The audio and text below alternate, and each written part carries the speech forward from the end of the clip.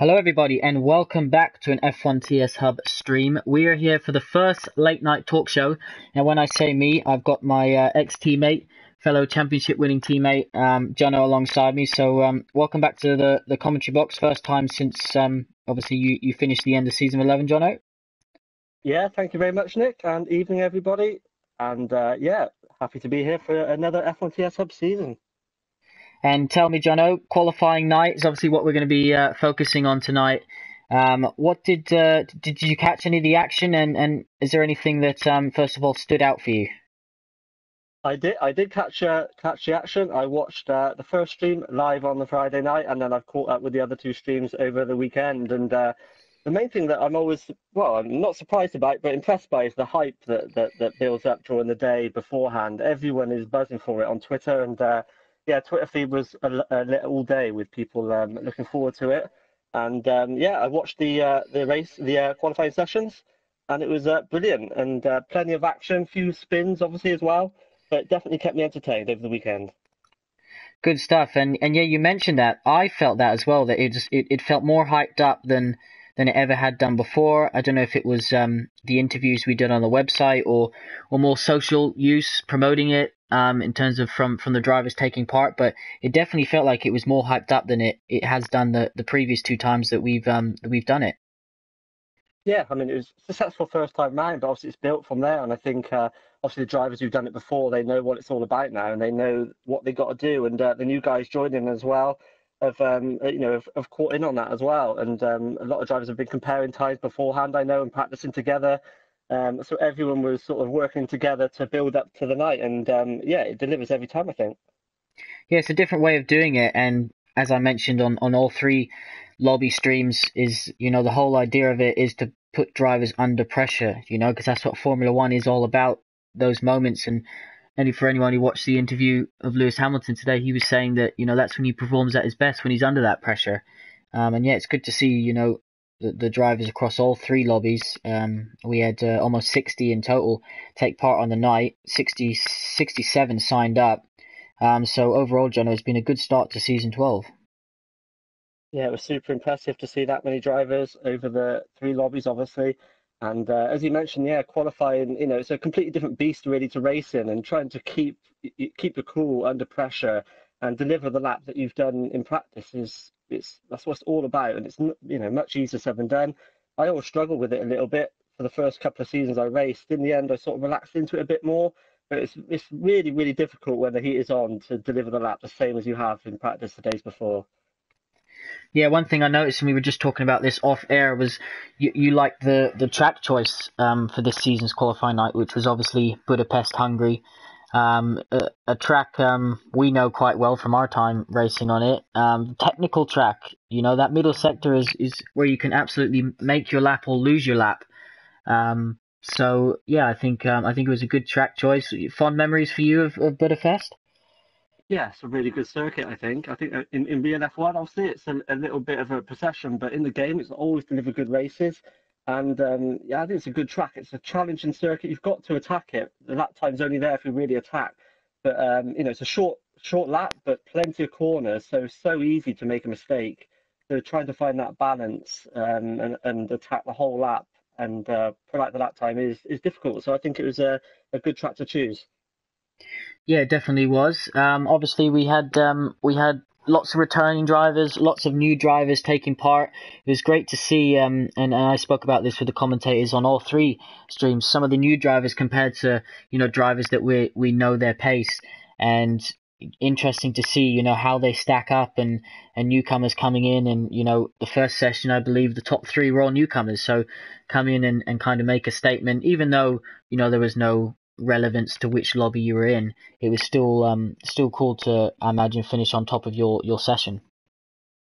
Yeah, absolutely. It's always an exciting time seeing the new guys come in, and it does put a little bit of pressure on the old guys as well. I know when I raced, when you had new guys coming in, you always thought, wow, where am I going to stack up this season? New game, obviously, new handling again, and new guys joining. It's just lots of variables, and that's what we want in racing. That's what delivers the good racing on circuit.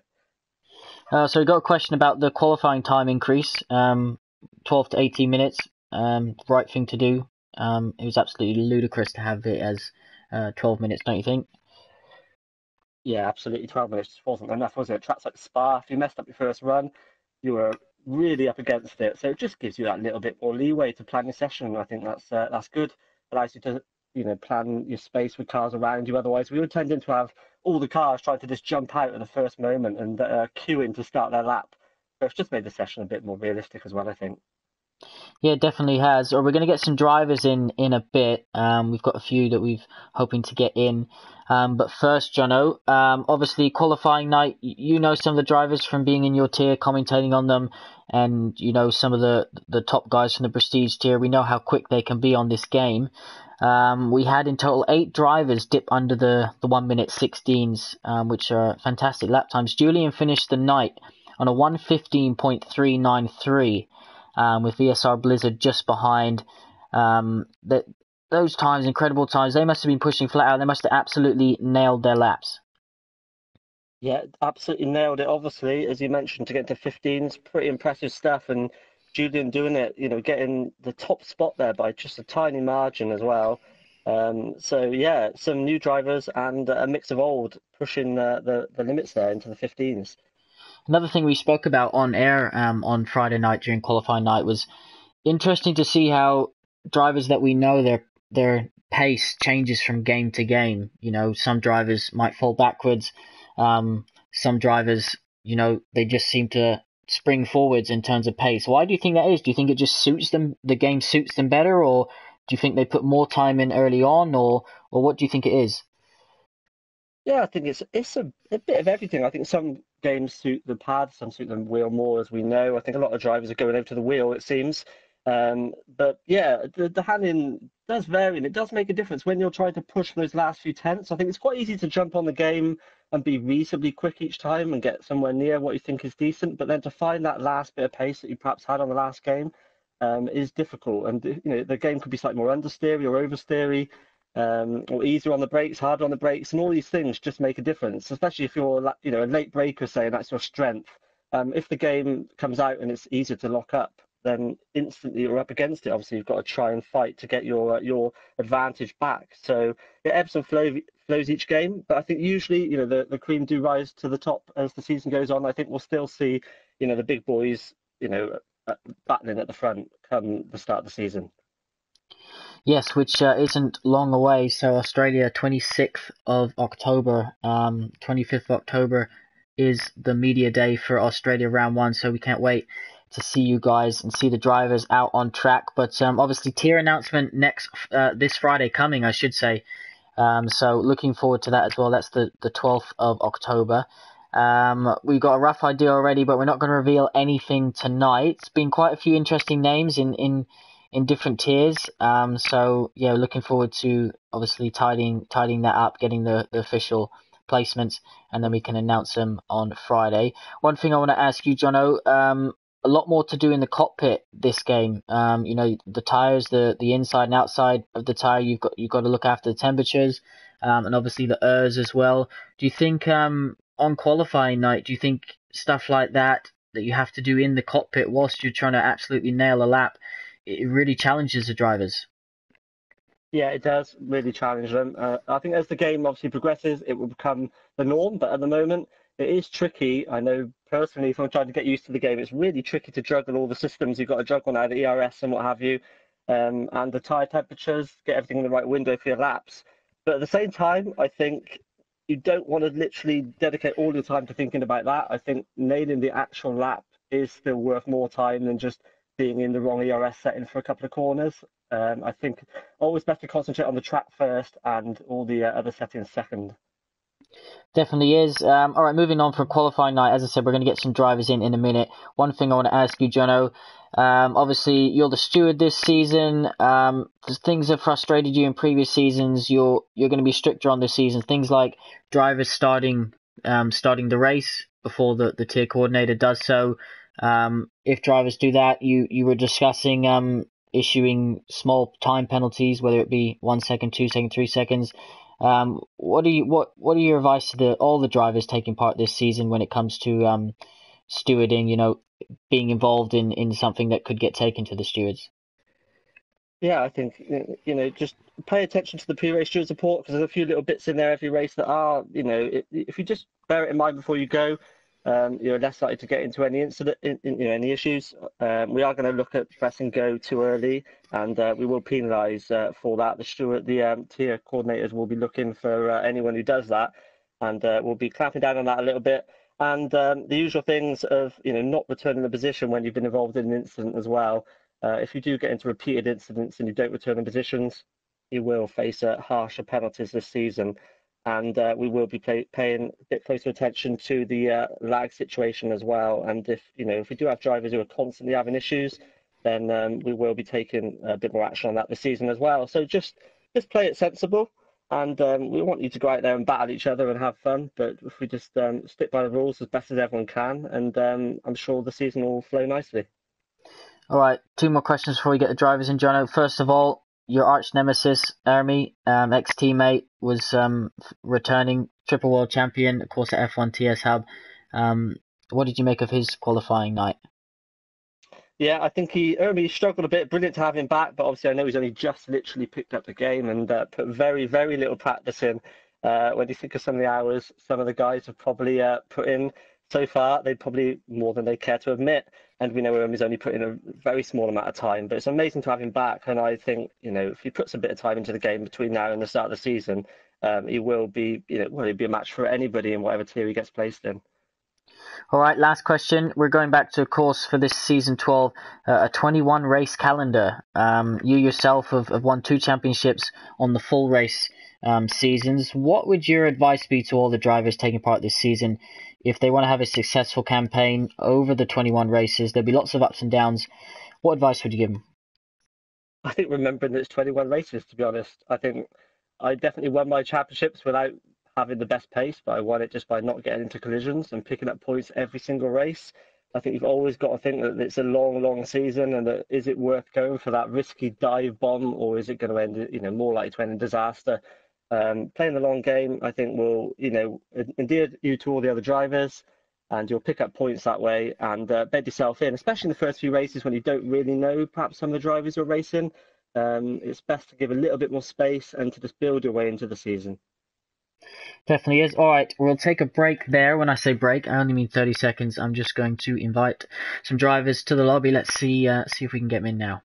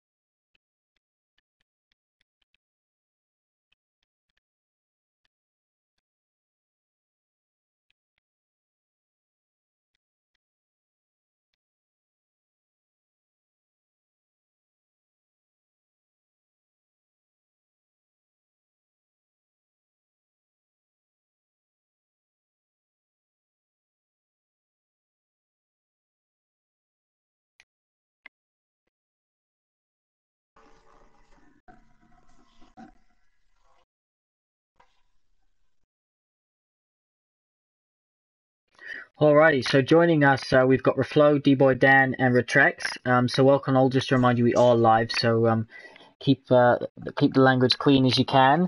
First of all, big welcome and well done on your taking part in qualifying night and your lap times. So I will start with a question, and then perhaps Jono will ask you one after. My question is going to be to all of you. We'll start with you, Reflow. Did you enjoy qualifying night?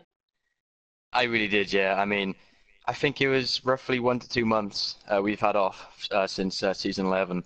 And as I posted on Twitter, I've only just realized how much I've actually missed the season, Especially now we've got a lot more drivers who's a lot more competitive. I think in this year, you gotta take care of the fuel, the EAR management, the tires as well. So I think this year is going to be a complete different ball game. I think everyone's going to be up there in time. So it's going to be very interesting. All right, good stuff. Retrex, obviously this is your first qualifying night because I believe you joined midway through last season. Did you enjoy it? Yeah, I think it was pretty good. I was really hyped for it and practiced a lot actually. I was a little bit disappointed with my performance, but nonetheless, I had a lot of fun. Was good. Good stuff. All right, D-Boy Dan, first of all, welcome to F1 TS Hub. What did you make of qualifying night? Did you enjoy it? Yeah, I enjoyed it. I could have performed a lot better, but yeah, it was fun. I like controlling a lot of things like the ERS and the fuel and the tires. That made it much more fun and enjoyable for me. Good stuff. All right, Jono. So Retrex's got a 116.109. Where is Raflo? I know he's here. He did a 16.556. And D-Boy Dan, when I can find him, done a 19.656. Bearing that in mind, do you have a question for him? Yeah, I just wondered, guys, like, how much time did you put into practice beforehand, and how far off your PBs roughly do you think you got in the qualifying session? We'll start with you, Refloat. Okay, yeah. Personally, I must admit, I haven't really done that much practice at the moment, because I've been busy in my personal life. But the day I always do quite a bit of practice on the day, so I usually do time trial for about 2 hours, just to get a few laps in. When I say a few, probably quite a lot actually. But yeah. But what was the second question? Sorry. Just how close to your PB did you get? Oh, I didn't get close at all. My first lap was pretty decent. I went onto the mediums and softs. Then I went to the ultra softs and I did a 116.5. But then on my second stint, I left it a bit too late. I'm not gonna lie. I was 2/10 up on my first sector, and then I just invalidated my lap, so I completely ruined that. So I wasn't close at all. My personal best is a 115. No, yeah, 115.2, I believe it is. So it's nowhere near there. All right, Retrex, what about you? My PB, and so first of all, I practiced like I think probably 4 to 5 hours. And my PB in practice was a 15.7, I think. So yeah, I didn't get that close, but not that far off either. So kind of in the middle. Good stuff. And lastly, D-Boy Dan, what about yourself? I could have put in a lot more practice than I should have, but that time was like my PBs I think are 115.9, so it was quite far off what I usually get in time.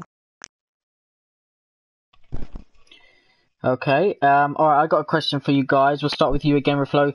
Do you have any idea of what tier you're gonna end up in? I definitely don't think I'm going to go into the podium tier. I did love the podium tier, it was absolutely amazing.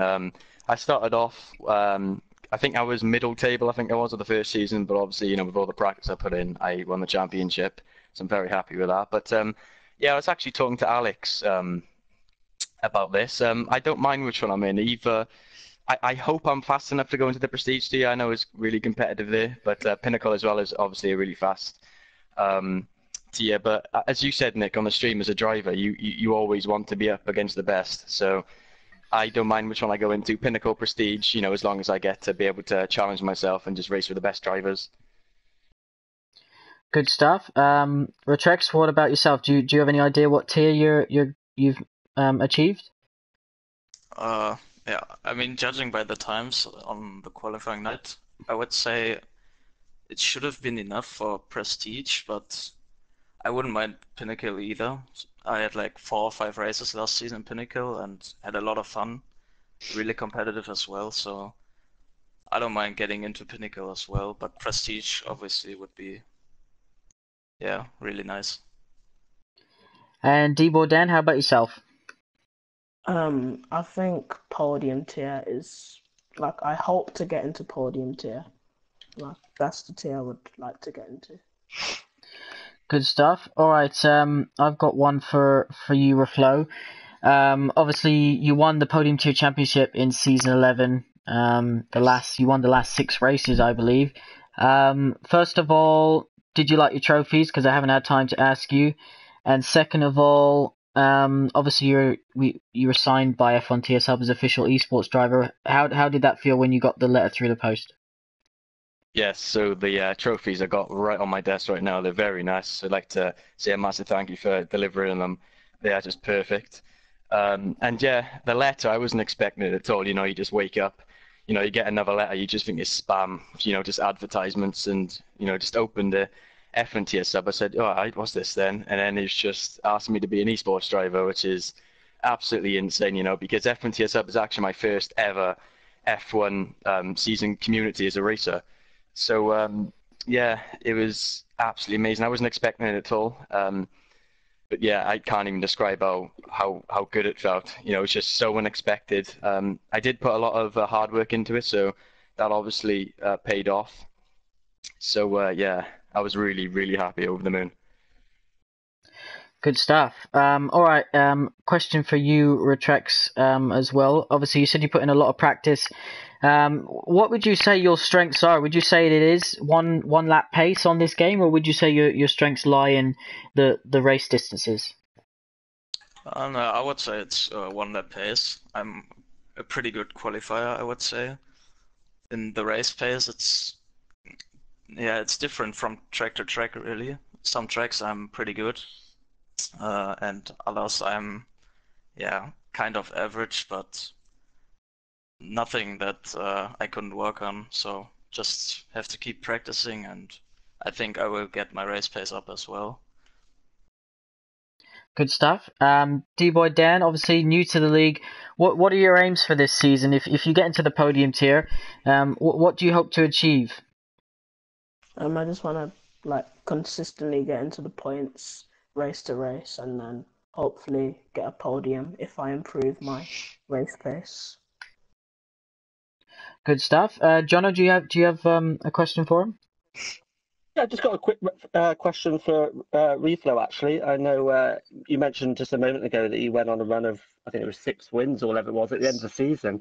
I just wondered, you know, did you change anything, or how did you manage to suddenly go on such an amazing run at the end of the season? Honestly, it was just practice. You know, at the beginning of the season, I wasn't really taking it serious. You know, I was just doing it. I'm still doing it for fun now, but especially in Formula One, you know, I'm a huge fan. You want to be the best, especially when you're in such good communities, you know, such as F1 sub. So yeah, I just put in a lot of practice. And when I mean a lot of practice, I mean literally on race days. I'm not even joking, because I don't do anything on a Friday. I literally have like 3 hours practice before the race, even in the morning, and I go out, you know, just keep practicing on time trial. Not just that as well. You know, I actually do 50% race distance as well, so Grand Prix, you know, just to see what tires is better in the long run. So yeah, it's just a lot of practice in races. Okay, so that's the key for everybody looking for that magic formula of how to go on winning runs. It's practice, practice, practice. Yeah. It definitely is. Reflo, your teammate from last season, I had him on commentary in the 8 p.m. session on Friday night, qualifying night, and he was talking how, you know, it's all good, you know, winning races and doing what we do in Formula 1, but he said he was able to, the most important thing that he got out of season 11 was he said he's made you as a friend, you know, and that personally made me very happy, you know, organizer F1 TS Hub, because to me that's bigger than everything. What would you say to, you know, like a newcomer, D-Boy Dan? What advice would you give him? I just say don't panic, you know. Just have the time of your life. You'll make friends in your tier. It doesn't even matter what tier you get in, you know, everyone in the community is just really welcoming, and you will make friends. Just don't panic at all. You're really going to enjoy it. All right, last question. D-Boy Dan, we'll start with you. Australia, 26th of October. What's your thinking on Australia? Do you like the track? Do you think you'll do well there? It's one of my favourite tracks, definitely. I hope to be competitive there against everyone else, but we'll see on race day. Awesome stuff. Retrex, what about you? Australia, is it to your liking? No, not really, honestly. I tend to do pretty bad at the track for some reason that I couldn't figure out, but yeah, I'm gonna practice a lot and try to do my absolute best I can on race day. Good stuff. And Reflo, yourself, Australia? Personally, I'm going to agree with Trex. I don't really like the track, but of course, there's a lot of time to be made. So I think it's just time to buckle down now, head down, and just practice, and hopefully get the best out of the car. Awesome stuff. All right, we are going to leave it there. Of course, thank you all for joining us, all three of you. So this is a late night talk show. This will happen pretty much every Sunday. Of course, after the races, Jono and myself will get drivers in after about 15 minutes of us. We're going to basically dissect, look at incidents, look at overtakes, look at where races were lost and won, and decisions that happened in the race. So make sure you guys and everyone tune in on Sundays at 9:30 because it'll be pretty fun. But tier announcements next this Friday coming, the 12th. So they will be announced live on our stream as well. So best of luck to all our drivers and where they achieve. Thanks again for joining us, guys. Jono, final thoughts? I'm just looking forward to round one now, and obviously team selection. That's another exciting thing that we'll see plenty of hype for on Twitter beforehand, and then we'll come round to Australia, unforgiving track that always delivers on for round one. It definitely does. All right, guys. Thank you all for joining us. Thank you all for watching. Make sure you hit that subscribe. Follow us on Twitter, Instagram, and Facebook for updates throughout the week. And we will see you soon.